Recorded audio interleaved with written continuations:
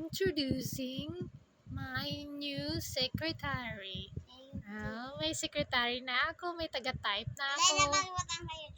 Okay. Sige na, next na. Dot, wala kang dot. Bura ha. Mayroon na akong secretary, may taga-type na ako. Yeah. Nasa na? Marunong na yung baby ko mag-type. Teacher Cindy. Diba? May taga-send na ako ng email ko. Yung aking secretary. Secretary Zaza. Anong pangalan ng secretary ko? Walang T.O. Lagay mo T.O. Okay, Gmail. Pag mali yan na type mo, hindi yun lalabas ito.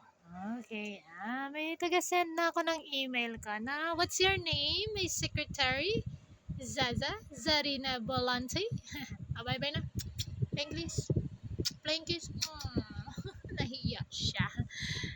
Dad. Okay, next naman.